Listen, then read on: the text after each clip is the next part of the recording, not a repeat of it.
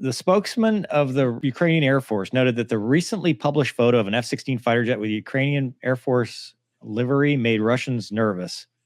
Of course, the F-16s, when delivered to Ukraine, will become a sweet target for the invaders, which I'll point out, Special said that and got blasted in the comments for. The angry people are like, no, what do you mean? They would never do that. And here the Ukrainian guy saying this. Believe me, is proper. It's being prepared, will be properly adapted. Making it proper is not simple of a process, which we have said. Infrastructure is being adapted, pilots are being trained, which I'm going to talk about in a minute. And the entries photo made where the markings are visible. Some discuss whether or not they may be real. Let's see what the Russians are saying, and we see them saying things. Let them be a little nervous.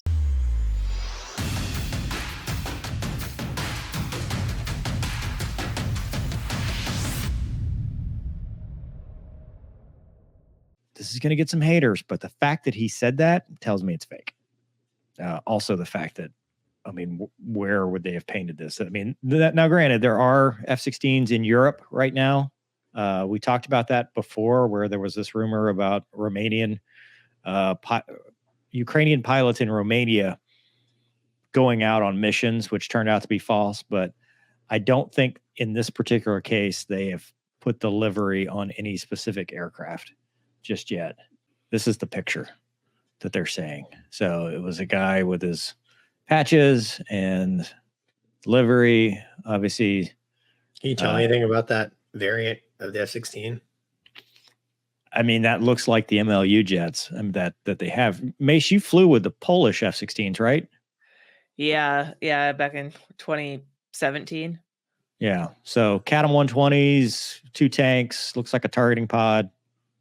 I mean, you can't tell anything other than that. No.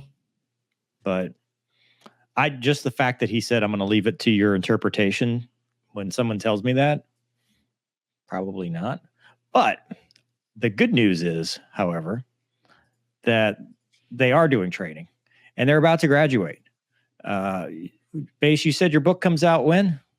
May. Well, guess what? That's when they're going to graduate. Oh, thank you. That was a nice little motion. Yeah, so equally celebrated. Good graduation present is Mace's book, followed by the first Ukrainian F-16 pilots will complete training as soon as May.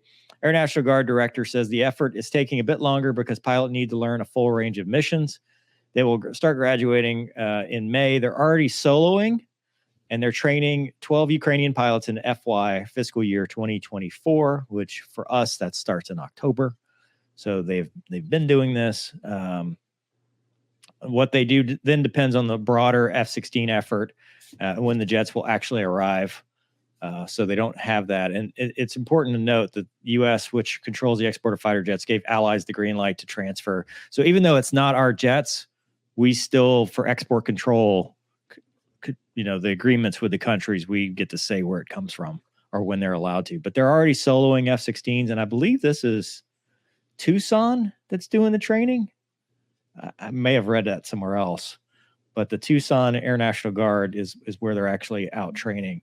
So good news for that, but it has taken a while, which, we all know. But Mace, you spent a lot of time training Europeans, I guess, with this. What do you think about how the Ukrainian training's going? Yeah, I mean, I spent one summer in Poland. I was a very new instructor at the time. All the guys that I was working with were generally going through the FLUG. So they were going through the upgrade to become a flight lead. And they were pretty good. Like they all had trained in Tucson. They were Western trained. Yeah. They knew our tactics. I would say they were as good as our average FLUG students were.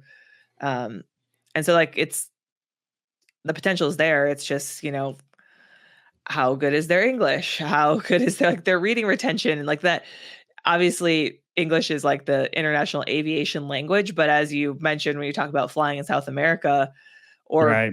When I was flying in Japan or whatever, the proficiency varies greatly. And I think when you're trying to learn a whole new aircraft in another language, it could be tough. I mean, because your average American UPT graduate who's coming into a B course, like you have a lot to learn in the first 6 months. It's a Yeah. pretty fast-paced course.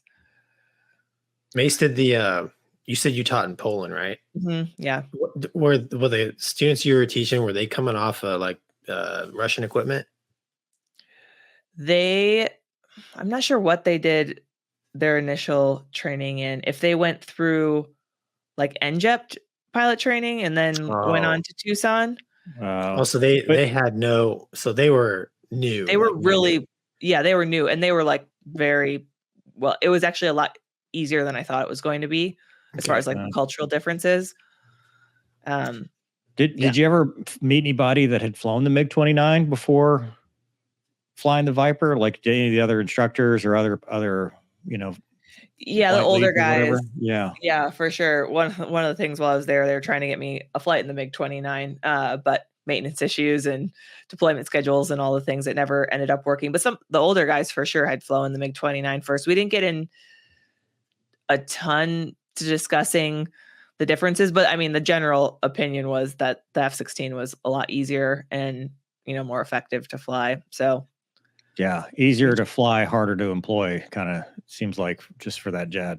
Well, I guess not harder to employ compared to a MiG-29, which is probably. Well, yeah, I asked a question because like when in Malaysia, at the time they had MiG-29s, and we would go over to their base and work with those guys. I just remember sitting in the briefing room, and they would have like their little study posters up and stuff. I'm like, what the hell am I looking at here? Oh, that's the attitude indicator. What? With the Ukrainians learning if they came off anything Russian, I just wonder if there's a lot of negative transfer there.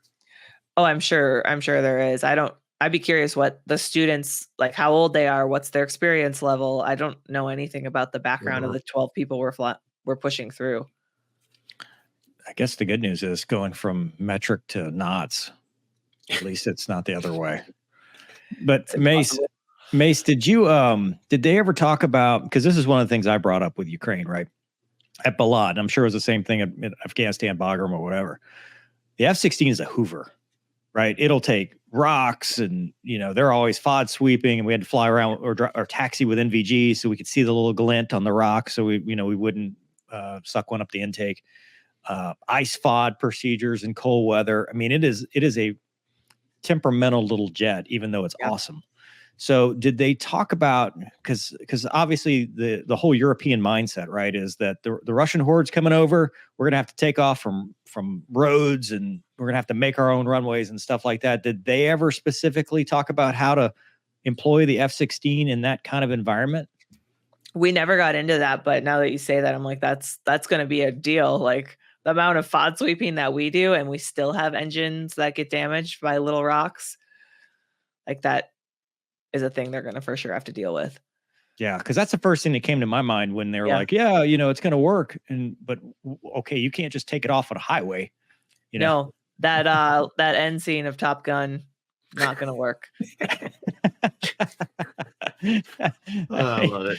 I mean, you could try, but yeah, okay. So that's interesting, though, is from the article, at least it's progressing forward, and they're going to get pilots. And once they have trained and qualified pilots, they can start moving aircraft in the theater. But we can see here, it's been 2 years. This has not been a fast process. This has not been something overnight. And I don't think once they even get in theater, it's going to be like overnight, we won the war. Cause in the third act, the hero showed up. It's still going to be a grind. Yep, for sure.